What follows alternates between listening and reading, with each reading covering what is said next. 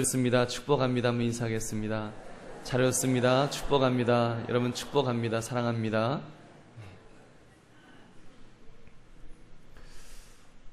이제 임직 예배가 불과 사흘밖에 남지 않았습니다. 사실 임직식은 개인의 기쁨이 아니라 교회의 기쁨입니다. 왜냐하면 교회를 위하여 일할 새 일꾼들을 세우는 날이기 때문입니다. 이런 맥락에서 이 시간 우리가 나눌 말씀은 왜 집사를 세우게 되었는가에 관한 말씀을 함께 나누려고 합니다. 오늘 읽은 사도행전 6장을 보면 초대교회가 부흥하면서 왜 집사들이 필요했는지, 어떠한 자를 집사로 세우게 되었는지에 관한 말씀을 우리에게 주시고 있습니다. 우리는 이 말씀 속에서 이런 한 가지 질문을 던져보려고 합니다. 교회에서 성도들이 반드시 지켜야 할 자리는 어느 것인가? 과연 어느 자리를 지켜야 하는 것인가? 우리가 이 질문을 던지면서 하나님께서 우리에게 주시는 말씀에 귀를 기울이시는 저와 여러분 되시기를 바랍니다. 초대교회가 급속도로 부흥을 하여 성도들이 많아졌다고 했습니다. 성도들이 많아지면 신나는 면도 있지만 문제들도 더 많이 생기게 마련입니다. 초대교회에서 발생했던 문제 중 하나가 구제비의 사용이 은혜롭게 사용이 되지를 않았습니다. 당시 예루살렘 교회는 두 부류의 사람들이 있었습니다.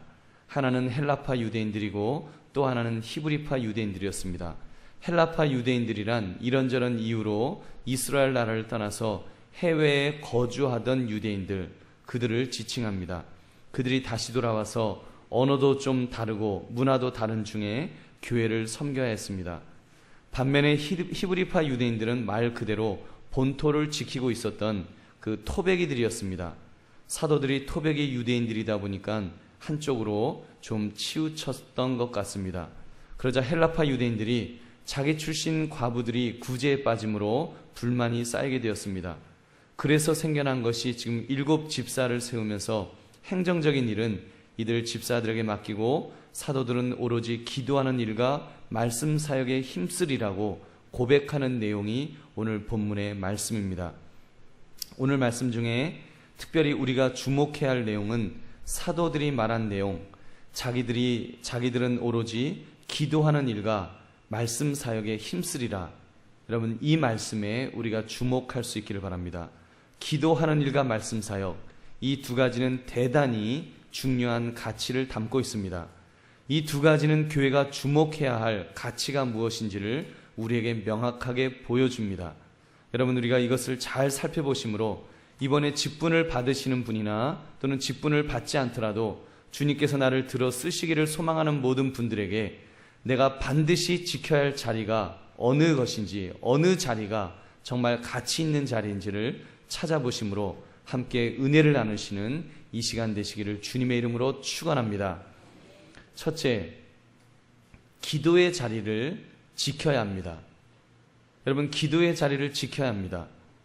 오늘 초대교회를 보면 교회가 성장하면서 많은 행정적으로 해야 할 일들이 생겨났다고 했습니다.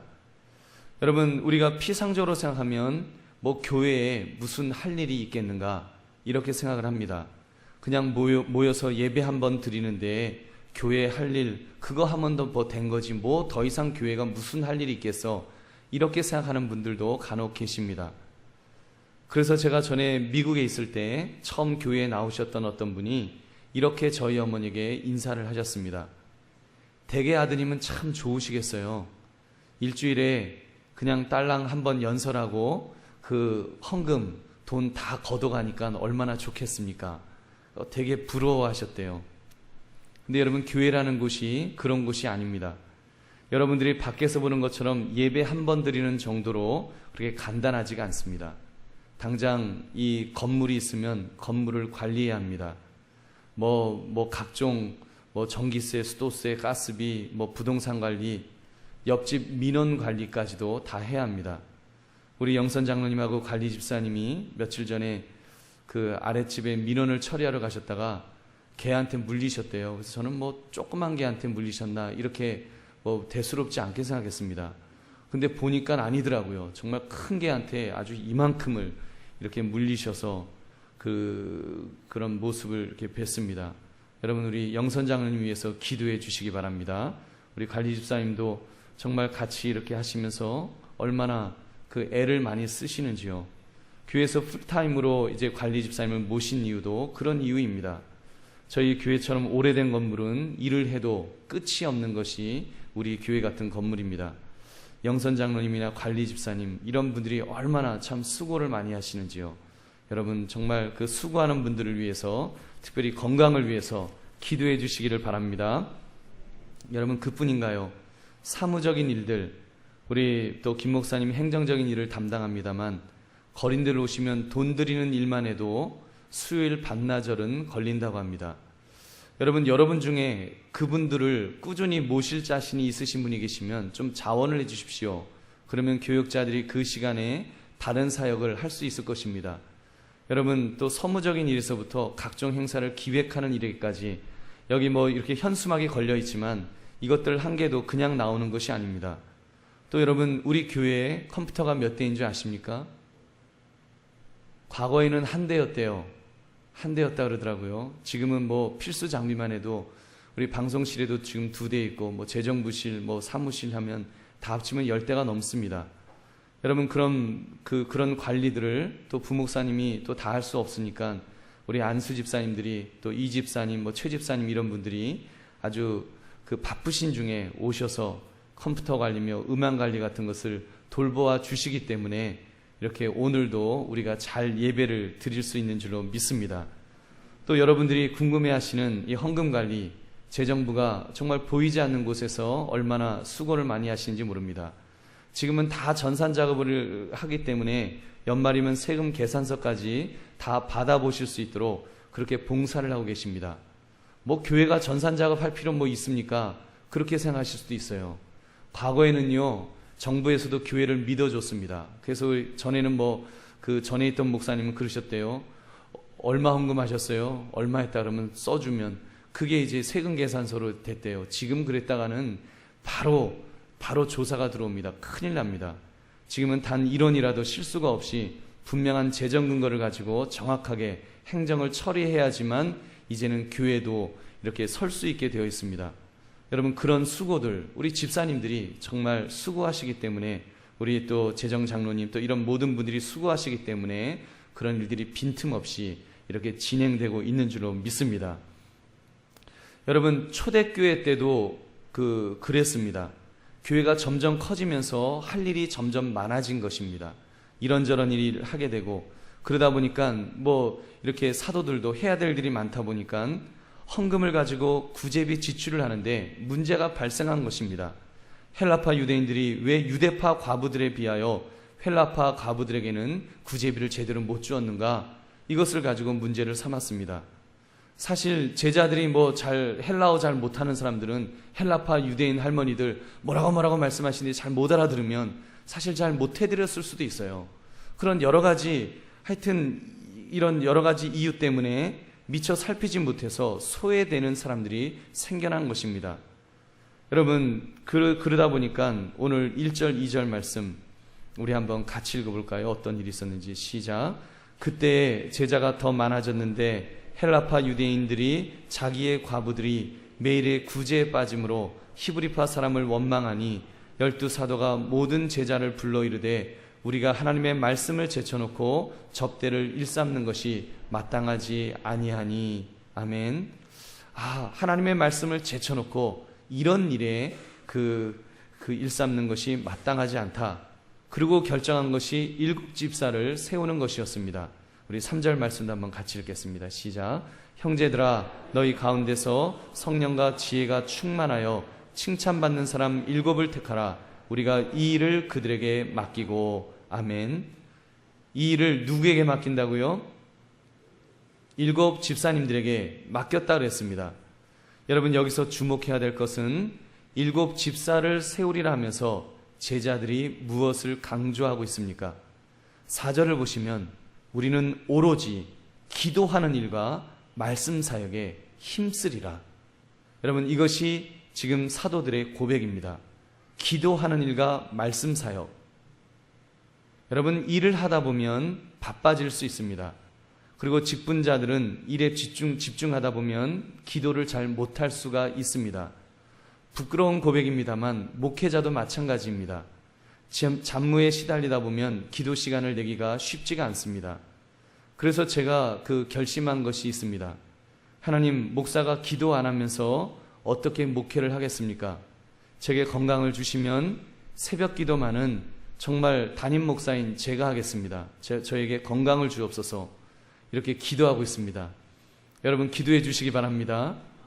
여러분 목사가 적어도 그 새벽을 내가 담당하리라 라고 결심을 하니까 하루에 아무리 바빠도 적어도 한두 시간 이상 말씀 묵상해야 되고 기도해야 되고 하는 그 시간들이 필요합니다. 이것이 목사의 영성을 위해서도 얼마나 중요한지 모릅니다. 우리 선배 목사님들은 사실 이것이 기본이었는데 이 시대에 사실 젊은 목회자들은 많이 이런 부분들이 약해지고 있습니다. 여러분 그런 면에 있어서 정말 이 기본적인 이 부분, 이 기본을 세우는 것, 정말 목회자가 새벽을 깨우는 것, 새벽에 깨어 기도하는 목사, 이 기본이 제대로 되어 있는 목사 되도록 여러분 기도해 주시기를 부탁드립니다. 사랑하는 성도들이여, 그런데 이것은 비단 목사만의 결심이어서는 안 됩니다. 여러분 우리 모든 성도는, 특히 직분자는 여러분들에게도 기도의 자리가 있어야 합니다. 제가 여러분에게 권면하기는 새벽 기도회를 나오시라고 말씀을 드리고 싶습니다. 새벽 기도회에 여러분의 자리가 있어야 합니다. 이것이 얼마나 중요한지 모릅니다. 새벽 기도에 자리가 있는 사람은 영적으로 나태해질 수가 없습니다. 특히 죄를 지을 수 없습니다. 왜요? 새벽마다 주님 앞에 나와서 무릎을 꿇기 때문에 어떻게 죄를 짓겠습니까?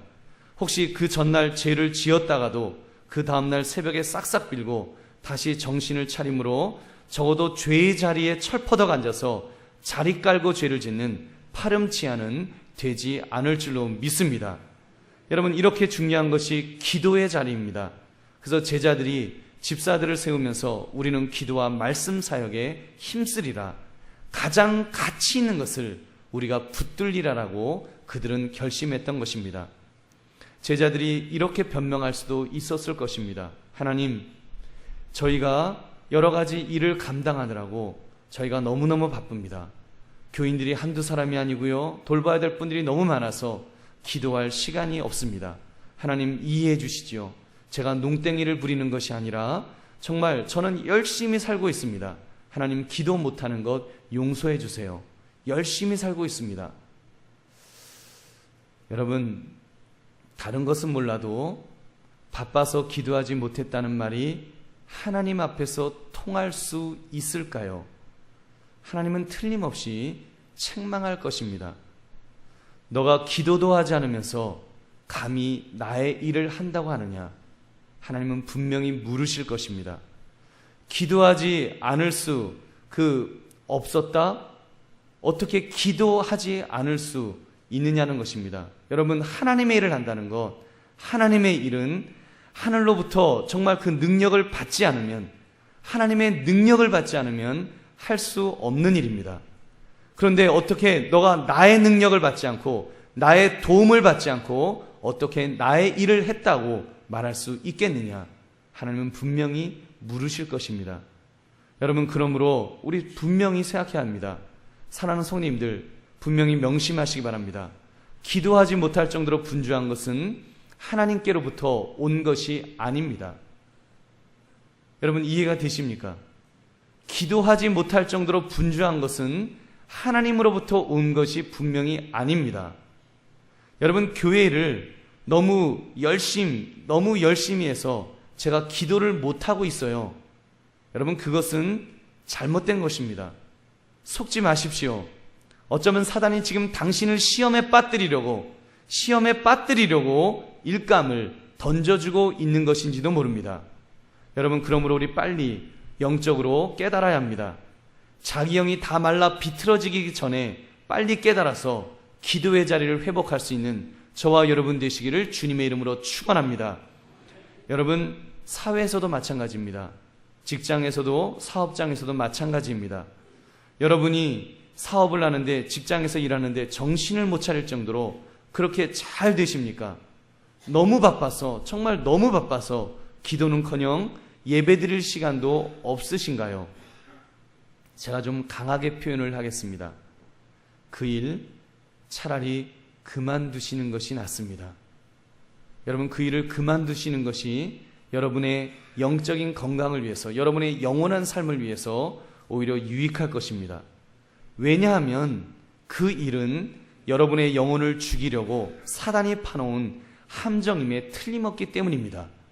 여러분을 기도하지 않도록, 하나님의 사람들을 기도하지 못하도록, 하나님과 교제하지 못하도록, 하나님과 영통하지 못하도록 그 일을 통해서, 달콤한 일을 통해서 막고 있는 것입니다. 여러분, 우리가 그것을 보아야 됩니다. 여러분, 성도는 그러므로 기도의 자리를 포기할 수 없습니다. 성도는 기도의 자리를 포기하면 안 됩니다. 직분자는 자기의 기도의 자리를 내어놓아서는 안 됩니다. 목회자는 자기의 기도의 자리를 생명처럼 여겨야 합니다. 왜냐하면 기도의 자리 없이 교회를 섬길 수 없기 때문입니다. 그러므로 기도의 자리를 분명하게 확보하셔서 모든 일을 기도로서 감당하시는 그런 저와 여러분 되시기를 주님의 이름으로 축원합니다. 둘째, 예배의 자리가 있어야 합니다. 사도들이 강조한 두 번째 것이 무엇이었습니까? 말씀 사역에 힘쓰리라. 말씀 사역에 힘쓰리라. 여러분, 우리 개신교의 예배 시간 중에 가장 비중을 두는 것은 이 말씀의 시간입니다. 왜 그럴까요? 저는 그 이유를, 다른 시간은 하나님께 올려드리는 시간인데 반하여서 이 말씀의 시간은 하늘로부터 하나님의 음성이 내려오는 시간이기 때문인 줄로 믿습니다.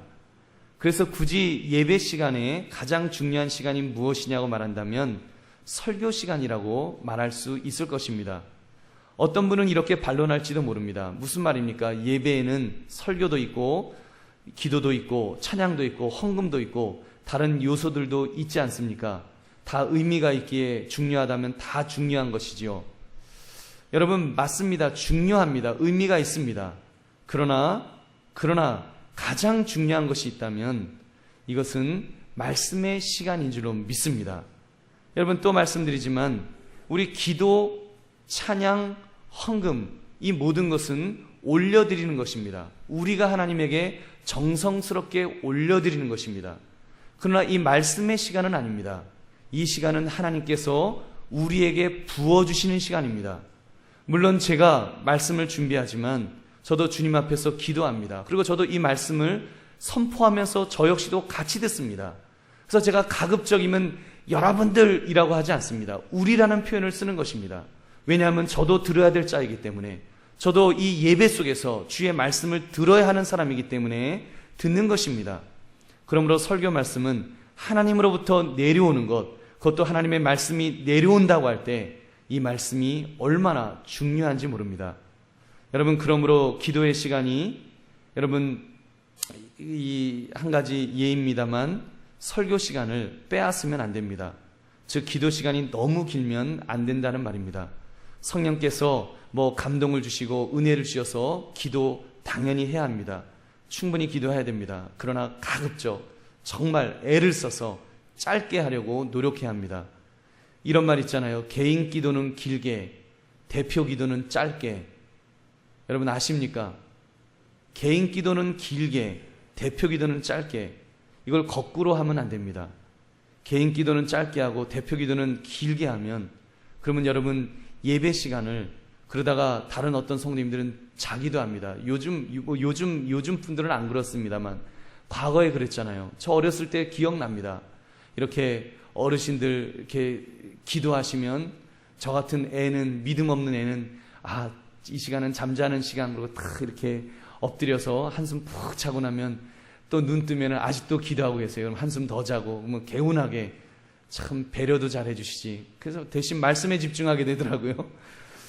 여러분, 기도 중요합니다. 그래서 여러분, 이 기도 시간 가급적이면은 여러분 기도 시간에 기도를 이렇게 써서 준비하십시오. 일주일 내내 그 쓴 기도 내용을 가지고 계속 읽으십시오. 그래서 암기하셔서, 암송하셔서 이제 다 기도하시는 것이 가장 좋습니다. 그러나 그렇게 목사님 저는 너무 떨려서 그러면 다 잊어버려요. 그러면 기도문을 갖고 올라오십시오. 그거 흠될 거 아무것도 없습니다. 기도문을 갖고 올라오셔서 성령이여 내가 이 시간도 기도할 때 성령께서 이 시간 저에게 기름 부으심을 주셔서 정말 은혜로운 기도를 할 수 있도록 성도들을 대표하여 기도할 수 있도록 나를 붙들어 달라고 기도하시면, 기도하면서 그 마음으로 하시면 성령 하나님께서 여러분에게 은혜 주실 줄로 믿습니다. 그래서 우리가 참 이렇게 아름다운 기도 정말 하나님 앞에 드려야 됩니다. 여러분, 아무튼 이렇게 예배 중에 하나님의 말씀을 선포하는 이 시간, 이 말씀의 사역이 얼마나 중요한 것인지를, 제가 기도가 중요한 것을 알면서도 기도보다 더 중요한 것이 말씀이다라고 지금 예배 시간에는 이 말씀이 중요하다는 것을 강조하기 위해서 여러분에게 이렇게 말씀을 드립니다. 여러분, 목사인 저는 이 말씀 사역 그리고 이 기도 사역에 제 생명을 걸 것입니다.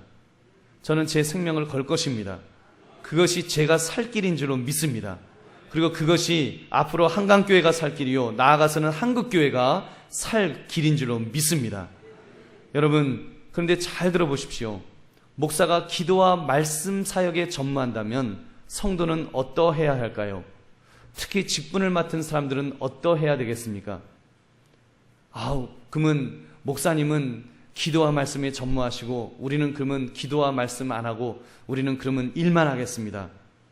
우선순위에서 이제 말씀이나 이런 것들을 뒤로 넘긴다면 어떻게 되겠습니까? 여러분, 기도와 비슷한 이야기입니다만 교회 일 하느라고 예배를 빠진다거나 설교 말씀을 듣지 못한다는 것은 있을 수 없는 일입니다. 여러분, 기억하십시오. 우리 특별히 주방에서 봉사하시는 분들 기억하십시오. 여러분, 그런 것들을 준비하느라고 내가 예배 자리에 빠진다, 이거는 상상하지 마십시오. 목사님, 그럼 어떻게 합니까? 누군가는 희생을 해야죠. 그렇게 희생하는 분들에 대하여 참 감사하게 생각을 하고 또 참 안타깝게 생각을 합니다만 그래도 말해야 되겠습니다. 여러분, 하여튼 제주껏 여러분 힘 닿는 대로 말씀을 듣는 일에 최선을 다하십시오. 정말 말씀 듣는 일에 있어서는, 은혜 받는 일에 있어서는 내가 포기하지 않겠다, 내가 양보하지 않겠다, 여러분 이 마음으로 살아가셔야 될 줄로 믿습니다. 그래야지 예수님께 인정받고 칭찬받게 될 줄로 믿습니다. 누가복음 10장에 나오는 마르다의 논쟁, 여러분 잘 아실 것입니다. 누가복음 10장 40절부터 42절 말씀. 마르다는 준비하는 일이 많아 마음이 분주한지라 예수께 나아가 이르되 주여, 내 동생이 나 혼자 일하게 두는 것을 생각하지 아니하시나이까? 그를 명하사 나를 도와주라 하소서. 주께서 대답하여 이르시되 마르다야 마르다야, 내가 많은 일로 염려하고 근심하나 몇 가지만 하든지 혹은 한 가지만이라도 족하니라. 마리아는 이 좋은 편을 택하였으니 빼앗기지 아니하리라 하시니라. 아멘. 여러분, 이 마리아를 보십시오. 예수님이 오셨으면 대접을 잘 해드려야 되지 않겠습니까? 발도 닦아드려야 되고, 그리고 물도 떠드려야 되고, 맛있는 음식도 준비해서 예수님에게 대접을 해드려야 합니다. 그런데 오늘 보니까 이 마리아는 그렇게 하지 않았습니다. 예수님의 입에 나오는 말씀, 그것을 경청하느라고 그 앞에서 앉아서 예수님의 말씀만을 들었습니다. 인간적으로 보면 참 눈치 없는 여자입니다.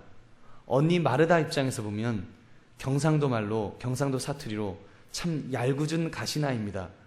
지금 언니가 바빠서 막 어쩔 줄 몰라 하는데 미꾸라지처럼 빠져나와서 예수님 앞에 앉아서 예쁜 척하면서 말씀 듣고 있는 모습, 얼마나 참 미웠겠습니까? 그러나 예수님의 평가는 무엇입니까? 마리아는 이 좋은 편을 택하였으니 빼앗기지 아니하리라. 여러분 믿으십니까? 좋은 편을 택했다, 주님의 말씀을 듣는 편을 택하였다라고 말씀합니다. 사랑하는 손님들, 아마도 여러분들도 이런 오류에 빠질 수가 있을 것입니다. 마르다가 빠졌던 오류, 특히 직분자들이 쉽게 빠질 수 있는 오류가 이것입니다. 소위 마르다 신드롬입니다. 열심히 일하느라고 예배의 자리에, 특히 말씀을 듣는 자리를 등한히 하는 것입니다. 여러분 어떻습니까? 그래도 괜찮을까요? 말씀을 안 들어도 괜찮을까요? 여러분, 말씀 없는 봉사 어떻게 생각하십니까? 말씀을 듣지 않고 은혜를 받지 않고 봉사하겠다. 여러분, 그 봉사를 어떻게 생각하십니까? 저는 감히 이렇게 말할 수 있습니다. 말씀 없는 봉사, 그것은 마약과도 같습니다. 마약과도 같다. 당장 한두 번은 열심을 내어서 일을 하고 나면 마음이 뿌듯합니다. 내가 뭔가 한 것 같고 뭔가 이룬 것 같아서 하나님이 엄청나게 칭찬을 해주실 것 같고 상이 하늘로부터 우수수 떨어질 것 같은 그런 착각을 합니다. 그렇게 한두 번, 3번, 10번, 20번 하다 보면 어떻게 될까요? 영어로 말하면 번아웃 됩니다. 탈진한다는 것입니다. 인풋이 없으면 아웃풋도 없다는 말입니다. 교회 일은 하늘로부터 은혜를 받아서 하나님의 힘을 공급받아서 해야 합니다. 그래야 지치지 않고 뒤탈이 없이 은혜롭게 할 수 있습니다. 그런데 나는 받는 것은 없이, 받는 것은 없으면서 주기만 하려고 한다? 이 모습을 영적으로 진단하면 무엇일까요? 그것은 영적 교만입니다. 여러분, 내가 하나님에게 마치 내가 무엇이 된 것이냐, 하나님에게 내가 베풀 수 있다고 생각하는 엄청난 착각에 빠지는 것입니다. 그러므로 여러분, 어떻게 합니까? 직분자일수록, 교회 봉사에 앞장서는 분일수록 더 말씀의 자리, 예배의 자리를 차지해야 될 줄로 믿습니다. 단 한 번도 예배의 자리에서 실패하면 안 됩니다. 은혜 받는 일에 실패하면 안 됩니다. 여러분, 우스갯소리로 이런 서양의 그런 속담인지 이야기가 있다고 하지 않습니까? 성령 받지 않고 은혜 받지 않고 목사해라. 이것이 아주 큰 저주의 이야기라는 그런 그 말을 들었습니다. 사랑하는 성도들이요, 그렇다면 여러분, 우리가 교회를 하면서 어떻게 은혜의 자리, 말씀의 자리를 등한히 하면서 감히 하나님의 일을 하겠다고 우리가 생각할 수 있겠습니까? 그것이 얼마나 위험한 일인지 우리는 깨달아야 합니다. 말씀의 자리를 사모합시다. 예배의 자리를 사모합시다. 은혜의 자리를 사모합시다. 그러므로 정말 하나님으로부터 받는 그 은혜, 그 힘을 가지고 우리가 힘차게 주님을 섬기며 살아가시는 저와 여러분 되시기를 주님의 이름으로 축원합니다. 셋째, 섬김의 자리가 있어야 합니다. 기도와 말씀으로 은혜를 받았다면 이제는 받은 것을 실천하는 현장이 있어야 합니다. 그 현장이 어디일까요? 어떤 분은 그런 이야기를 합니다. 저는 기도도 열심히 하고 예배도 열심히 드립니다. 저는 매주일마다 얼마나 많은 은혜를 받고 있는지 모릅니다. 제가 보기에는 교회도 안 다니시는 분 같은데 그런 말씀을 하세요. 그래서 묻습니다. 그러세요? 도대체 어느 교회를 다니시는데 그렇게 은혜를 많이 받으세요? 이렇게 말씀합니다. 예, 저는 작년까지는 CTS 교회를 다녔는데 올해부터는 케이블 회사를 바꾸는 바람에 CBS 교회를 다니고 있습니다. 가끔 저는 시골 내려갈 때는 극동방송 교회를 다니기도 합니다. 여러분, 얼마나 은혜가 되는지 모릅니다 라고 말합니다. 여러분, 어떻습니까? 혹시 그런 교회 다녀보셨는지요? 여러분, 기독교의 말씀은 사상이 아닙니다. 단순하게 우리의 이성에다가 정보를 집어넣는 그런 사상이 아닙니다. 또는 감성에다 호소하는 어떤 공연도 아닙니다. 기독교의 예배는 인격적인 만남이 있어야 합니다. 인격적인 만남이 있어야 합니다. 그 만남의 장소로 주님은 교회를 세우셨습니다. 이 지역에는 우리 여러분들을 위해서 우리 한강교회를 세우신 줄로 믿습니다. 여러분, 교회는 이 건물도 교회이지만 여러분, 더 중요한 교회가 있습니다. 성도들이 교회입니다. 예수를 주로 고백하는 바로 여러분들이 교회이고, 여러분들이 우리가 함께 모여서 이렇게 예배드리는 이 자리가 정말 진정한 교회인 줄로 믿습니다. 주님께서는 이 자리에 와서 성도들과 함께 우리가 하나님 앞에 예배드리기를 원하십니다. 그 예배의 장소에서 하나님이 우리를 만나 주십니다. 우리에게 은혜 주실 것입니다. 우리에게 힘을 주실 것입니다. 그러므로 여러분, 이 예배 시간이 얼마나 귀한 자리인지요. 여러분, 이 교회에서 우리가 무슨 일을 합니까? 우리가 기도하고 예배드리면서 말씀에 은혜 받은 후에 그 받은 것을 가지고 우리는 이제는 섬기는 자리에까지 나아가야 합니다. 섬기는 일을 해야 될 줄로 믿습니다. 교회를 섬기는 일이 양육과 교제입니다. 여러분, CTS에서 그냥 보는 것으로 만족하는 것이 아니라 이제는 내가 성도를 돌보고 주방에서 봉사를 하고 이런저런 일을 할 수 있습니다. 또 양육도 해야 합니다. 구역에서 주일학교에서 말씀을 가르치고 훈련하는 일을 해야 합니다. 여러분 중에 나는 뭐 교회에서 하는 일도 없는데요, 혹시 그렇게 생각하는 분이 계실런지요? 여러분에게 아주 중요한 사역이 있습니다. 특히 직분이 없으신 분들이요, 제가 부탁드립니다. 여러분들 이 사역 여러분이라도 붙드십시오. 그리고 직분자들은 반드시 기억하십시오. 그것이 무엇인가 하면 성도를 돌보는 사역입니다. 먼저 온 선배가 나중 온 후배를 돌보는 사역입니다. 여러분, 이것이 얼마나 중요한지 모릅니다. 제발 부탁드립니다. 우리 교회는, 우리 성도님들은 너무 친하세요. 너무 친해요. 서로 너무 친해요. 주일날 만나시면 할 얘기가 얼마나 많으시면 하여튼 다른 사람은 여력이 없습니다. 그냥 만나서 이야기하시느라고 그러세요.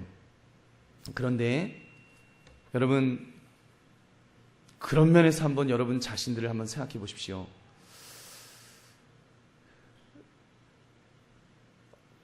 제가 가끔 그런 이야기를 듣습니다. 우리 교회에 왔다가 시험에 들어서 이제 더 이상 교회를 못 나가겠습니다. 교회를 안 나가겠다는 분도 있고 다른 교회로 가겠다는 분도 있습니다. 그 원인을 캐보면 공통적인 것이 있습니다. 그것은 외롭다는 것입니다. 외롭다고 말해요. 아는 체를 하는 분이 없다는 것입니다. 친구가 될 만한 분이 없다는 것입니다. 여러분, 그것이 얼마나, 그렇게 볼 때 여러분, 특히 직분자 여러분들, 지난 한 달을 한번 돌아보십시오. 과연 나는 주일날 교회 와서 누구와 아는 체를 했는가? 누구와 신나게 이야기하다가 집에 갔는가? 한번 여러분 가만히 한번 돌아보시기 바랍니다. 여러분은 아무 생각 없이 반갑다고 만나서 이야기하고 있는 동안 여러분이 생각도 않고 쓱 지나갔던 그분은 찬바람을 느끼는 거예요. 찬바람을. 교회에 오면 누군가 나에게 관심을 가져주고 사랑을 베풀어 줄 줄 알았는데 찬바람을 느끼는 거예요. 무슨 교회가 이러냐? 무슨 교회가 이렇게 차갑냐? 자기들끼리만 이렇게 하고 나는 뭐냐? 나 무시하냐? 어떤 분은요, 막 무시당했다고 느끼시기도 하고요. 그것 때문에 상처를 입는 분도 있습니다. 왜냐하면 아직 믿음이 어리기 때문에 상처를 입어요. 관심을 가주셔야 됩니다. 여러분, 한번 따라 하시기 바랍니다. 교회에서는 친한 성도와 말하지 않겠습니다. 교회에서는 모르는 성도에게 말을 걸겠습니다. 안 친한 분과 친하게 지내겠습니다. 여러분, 이것이 사명인 줄 믿으시기 바랍니다. 여러분, 이것이 사명입니다. 정말입니다. 이 사역만 잘 돼도요, 우리 교회에 등록하고 들어오는 분들 절대로 안 나가십니다. 그렇게 해서 7명의 친구만 생기면, 그 교회 성장학자의 그 조사입니다. 7명의 친구만 생기면 그 사람은 절대로 교회를 안 떠난다는 것입니다. 왜 미련 없이 교회를 떠날까요? 친구가 없으니까. 친한 사람이 없으니까. 아무도 나를 아는 채 해주지 않는데 무슨 정이 있겠습니까? 여러분, 그러므로 반드시 그것이 사명인 줄 알고 우리 그 일을 감당하시는 우리 직분자 되시고, 직분이 없으신 분들도 마찬가지입니다. 직분자가 쌩하고 지나가면 하나님께서 나를 인정해 주시는구나 생각하시고 내가 가서 저 아무개입니다 하면서 인사하시고, 새로 오셨냐고, 저도 온 지 얼마 안 됐는데 우리 친구하자고 그러면서 이렇게 하시면 여러분, 그 일이 정말 하나님이 기뻐하시는 직분자의 사명을 감당하는 분인 줄로 믿습니다. 여러분, 꼭 그 일 감당하시기 바랍니다. 그 일 꼭 감당하셔야 됩니다. 무엇보다도 시급한 일이, 우리 교회 시급한 일이 그 일입니다. 정말입니다. 여러분, 부탁드립니다. 친한 분과 친하게만 지내지 마시고, 친한 분하고는 주중에 전화하십시오. 전화로 실컷 이야기하시고, 그리고 또 만나서 식사하시면서 이야기하십시오. 그러면 되잖아요. 교회에서는 좀 믿음이 어린 분들, 내가 모르는 분들, 그분들 돌보시고 그분들 관심을 가져주시고 사랑을 가져주시는 것, 여러분 그것만 해도 얼마나 큰 전도인지 모릅니다. 교회, 여러분 전도가 나가서 전도하는 것만 전도가 아니에요. 교회 안에 아직 믿음이 어린 분들, 예수님을 제대로 영접하지 못한 분들, 그분들이 어떻게 예수님 영접하겠어요? 여러분의 사랑을 통해서 하나님의 사랑을 느끼게 될 줄로 믿습니다. 여러분 그러므로 그 일을 잘 감당하시는 바나바 사역자만 하는 것이 아니라 우리 모든 성도가 그 일을 감당해야 될 줄로 믿습니다. 그 일을 감당하시는 우리 모두가 되시기를 주님의 이름으로 축원합니다. 특별히 이번에 권사님 되시는 분들 명심하시고 그 일 꼭 감당하시기를 바랍니다. 은퇴하신 권사님들, 우리는 사명 끝났다 생각하지 마시고 여러분들 그 사명 가지셔야 됩니다. 새로 오시는 분들이, 여러분 70 넘으신 분은 안 오십니까? 그분들 오셔서요 마음에 상처 입으세요. 제가 실제로 그런 이야기 들었습니다. 여러분 정말 명심하시고 은퇴는 숫자일 뿐 나는 여전히 사명자라는 거 깨달으시고 그런 분들 잘 돌보시기를 주님의 이름으로 부탁드립니다. 그것이 기도와 말씀으로 은혜 받은 성도가, 하나님의 권능을 받은 자가 마땅히 섬겨야 될 자리인 줄로 믿습니다. 그리고 이제 우리가 이웃들에게, 동네 사람들에게 복음을 전할 것입니다. 그것이 바로 전도입니다. 오늘부터 전도예별로 차전도를 시작할 것입니다. 노방전도도 할 것입니다. 우리는 거리 청소도 이제 했습니다. 그러한 전도를 통해서 복음을 전하는 것입니다. 선교도 해야 합니다. 해외로 나가야 하면 나가야 합니다. 올해도 단기 선교팀 구성해서 위구르로 갑니다. 중국 신장성 위구르에 있는 위구르족에게, 이슬람권에 있는 분들에게 복음을 전하는 것입니다. 지금 우리 장로님들 이하 청년들까지 그 매 주일 모여서 얼마나 열심히 지금 훈련을 받고 있는지 모릅니다. 그 사역해야 됩니다. 그거 괜히 주판을 튕기지 마시고, 그래서 한 영혼이 정말 복음을 들을 수 있다면 우리가 그 일을 감당해야 됩니다. 한국교회에 그런 선교사들이 오셨기 때문에 그런 분들을 통해서 토마스 선교사님 27살에 우리나라 와갖고 제대로 복음도 전하지 못하고 성경 몇 권 전해주는 그 마지막 자리, 첫 자리가 마지막 자리가 되어서 그렇게 순교하셨습니다. 그러나 여러분 그 피가 27살의 젊은이의 그 피가 헛되지 않았습니다. 오늘 우리가 이 자리에 오게 된 것이 그 순교자의 피가 있기 때문인 줄로 믿습니다. 그 사역들 교회가 감당하는 것입니다. 우리가 교회가 그 일을 감당할 때 참으로 하나님께서 우리에게 은혜 주시고 힘 주실 줄로 믿습니다. 은혜 받고 힘을 받은 성도들이여, 우리가 이 섬김의 자리가 나의 자리로 아시고 교회를 통하여 섬기는 일을 감당하시는 저와 여러분 되시기를 주님의 이름으로 축원합니다. 말씀을 맺습니다. 여러분이 지켜야 할 자리는 어디입니까? 어느 것입니까? 여러분이 지켜야 할 자리, 반드시 지켜야 할 자리, 직분자만 지키는 것 아닙니다. 성도도 지켜야 됩니다. 우리 일반 성도님들도 마찬가지입니다. 반드시 지켜야 할 자리, 이 세 가지는 꼭 기억합시다. 주여 저의 기도의 자리를 지키게 하옵소서. 주여 나의 예배의 자리를 지키게 하옵소서. 주여 나의 섬김의 자리를 지키게 하옵소서. 이 결심하시고 결단하심으로 주님의 몸된 교회 안에서 훌륭하게 자기의 자리를 지키며 감당하시는 그런 우리 모든 성도님들 되시기를 주님의 이름으로 축원합니다. 우리 함께 기도하겠습니다. 말씀 생각하시면서